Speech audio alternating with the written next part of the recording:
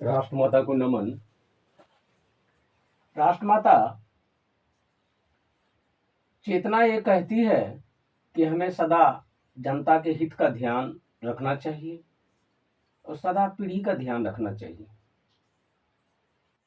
आपको तो खुशी होना चाहिए कि आपका ये बेटा आचरण को और राष्ट्र के लिए एक चरित्र का निर्माण किया है, जिसको पहन करके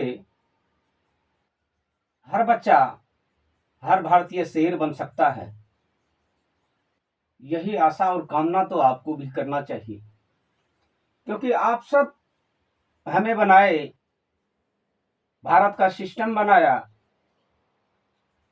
और ऐसे रास्ते पर चलने के लिए हमें मजबूर किया, और मैं चला भी, हर तकलीफों को स्वीकार किया और आने वाले समय में भी हर चुनौतियों का सामना हर क्षण करते रहेंगे और जो गिरे हुए हैं उसको भी उठाने का प्रयास करेंगे, और जो राष्ट्र के लिए बिल्कुल गिर चुका है मैं उसको उठा नहीं सकता हूं, क्योंकि एक गेटकीपर संपूर्ण राष्ट्र के निर्माण में जो योगदान देते आए हैं वह तो समाज को इस पाखंडवाद के चंगुल से आजाद करने का है। हर आदमी अधिकार के प्रति हमेशा सजग रहना चाहिए। हमें भी मालूम है कि हमारा क्या अधिकार है, हमें कैसे करना चाहिए। ये इस 24 चक्र में मैं सीख चुका हूं और अब पीढ़ी को भी सिखाना चाहता हूं कि देखो पीढ़ियों, ये चक्र हम सबों का ताज है और बाबा साहब के दिया हुआ संविधान हम सबका संगम है जो एक दूसरों को मिलाती है। ये आशा हम रखते हैं, लेकिन बहुत जल्द आपकी सरकार खत्म होने वाली है, क्योंकि कहा जाता है कि ज्यादा देर तक सड़ा हुआ पानी और मुंह से निकली हुई वाणी वापस नहीं आ सकता, और वो जब भी देगा तो गंध ही देगा। इसीलिए इस सड़े हुए शब्द को, सड़े हुए वाणी को दरकिनार करते हुए आप उसे मंत्रालय से टर्मिनेट करें और ऐसा आश्वासन दें। ये लिसनर का अंतिम शब्द है। तब तो मैं राजनीति के बारे में कुछ सोच सकता हूं कि चलो समाज की सेवा में मैं आ जाऊंगा। अगर ऐसा नहीं होता है तो हमारे संविधान का क्या महत्व रहेगा समाज के प्रति, ये आप खुद सोचें।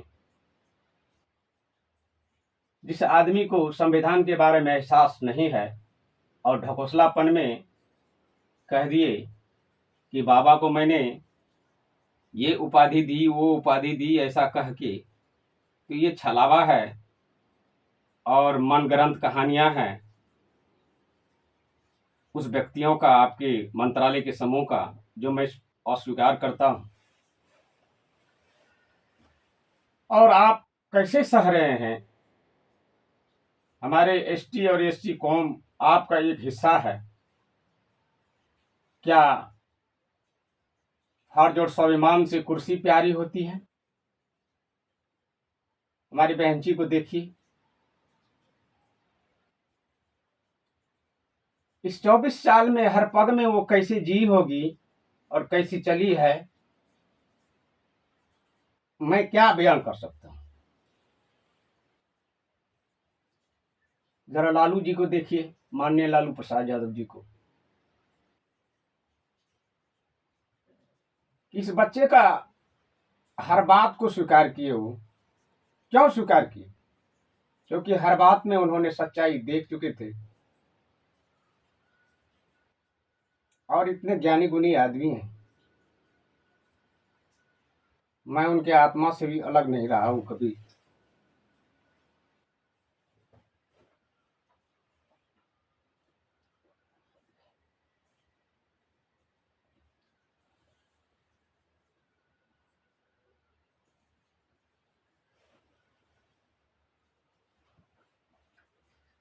कहा नहीं मैं क्या किया।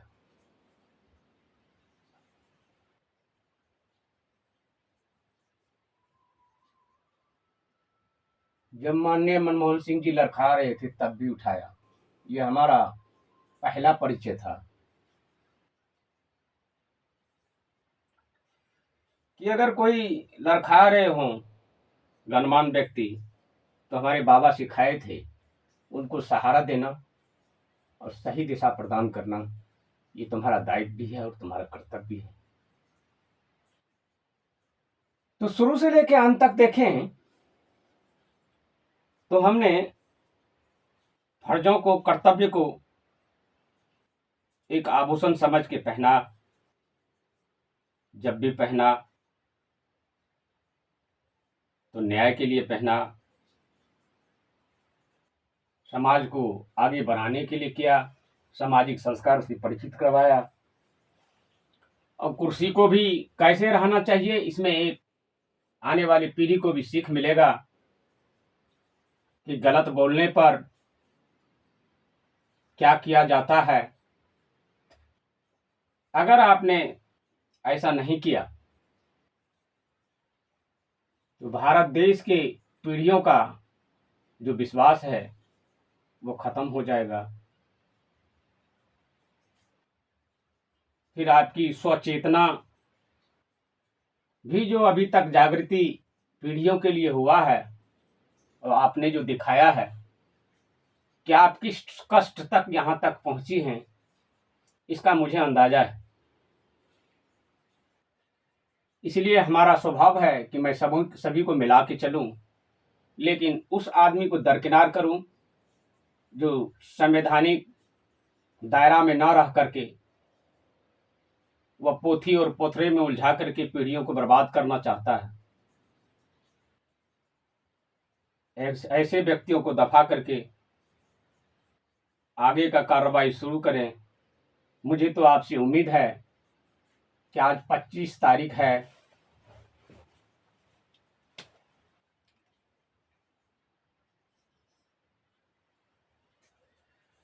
और आपसे जब से मैं मिलूं, मैं मिलने के लिए भी आपके गेट पर आ खड़ी जाऊंगा, तो आप मुझे आश्वासन के तौर पर एक संविधान और 2 तिरंगा देंगे। यही हमारे